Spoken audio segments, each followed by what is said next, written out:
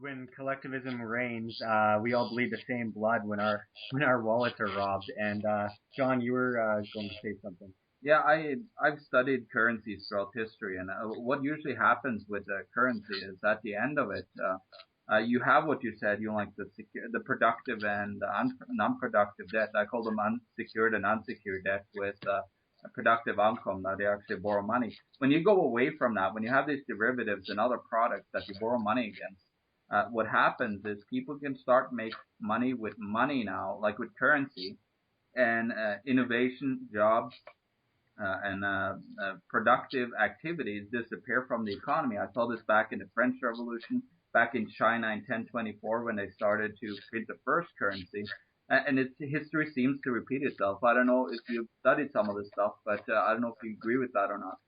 Oh, absolutely, 100%. I agree entirely with what you say, because with currency, I mean, I'm a big fan of Mike Maloney and the stuff that Mike Maloney is involved in, and he obviously is a big preacher of the difference between currency and money. Money being something with a store of value, and currency being an exchange of an IOU.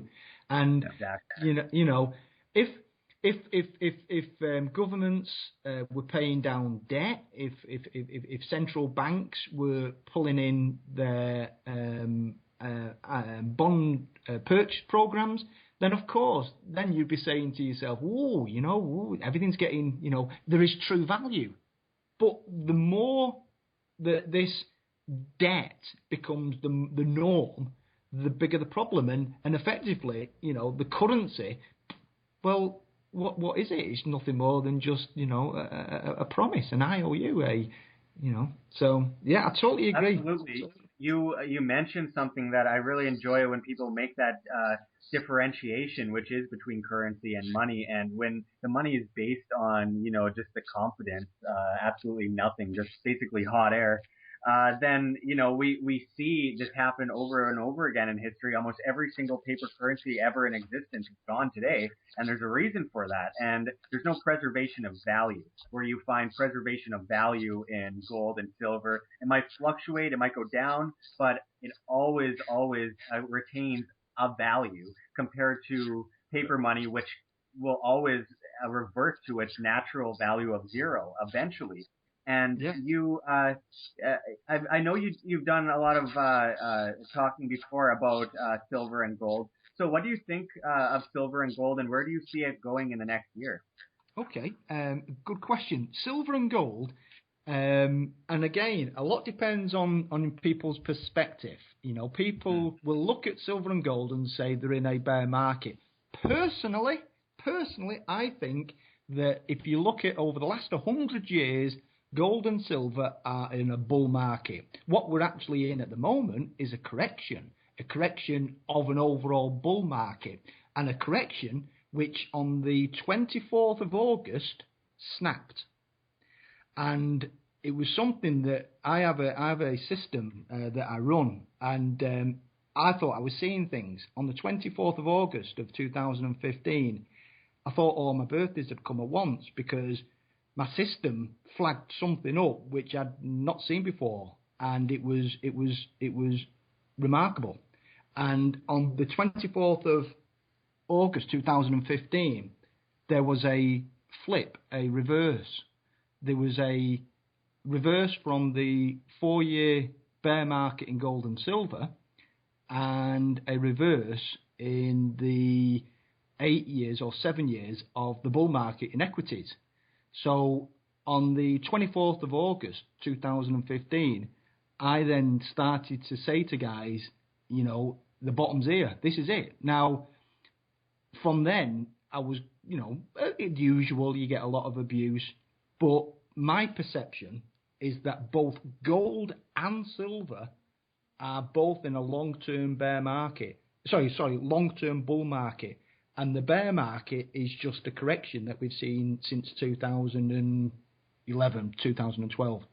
So long term, I think we're going to see some major multiples in both gold and silver to give you an idea, I'm saying silver $700 by 2021 and gold $27,000 by 2021. Wow. That's incredible. Yeah, and Stephen, do you believe that it will also be caused by, of course, the currency and all that, but also how the paper price today is kind of manipulated through the commodities and the mercantile exchange and the GLD and SLV contracts, because that's just paper, right? What do you think about those? Yeah, absolutely. Part of the reason why I believe that we're going to see a shift in technology is I'm a massive believer in the underlying technology for Bitcoin, the blockchain, and I believe that what we're going to see in 2016 is a introduction by banks of the blockchain technology for the derivatives and capital markets. And if you look at the most basic part of a derivative, it's a buyer and a seller at a price with a time. That's all it is. People think that it's a complicated, toxic instrument. It becomes complicated when you start hedging against it, or you start carving it up into more pieces, or taking out various different credit default swaps. That's when it starts getting complicated. And the problem that we've actually got now is that we've got 1.5 quadrillion of this forward-looking bets that really not one person on the planet can actually say with a model, if certain things happen, what's the value of it? Well, blockchain will allow that, because what it's going to do, it's going to bring all derivatives into a ledger or series of ledgers, and it'll either fit or it won't. So if you've got a price or a contract or a deliverable between two parties, a party and a counterparty, the blockchain will determine whether that's right or not, because it'll either be right or wrong. A blockchain won't say, well, in this particular instance, we'll allow it because, somebody's put the money down on it. No, it'll either work or not. So what I think is going to happen in 2016, the crash has started. It started on the 24th of August.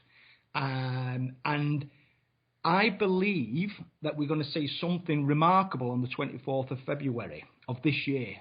So, we're 2-3 weeks away. The long-term bull market has started on gold.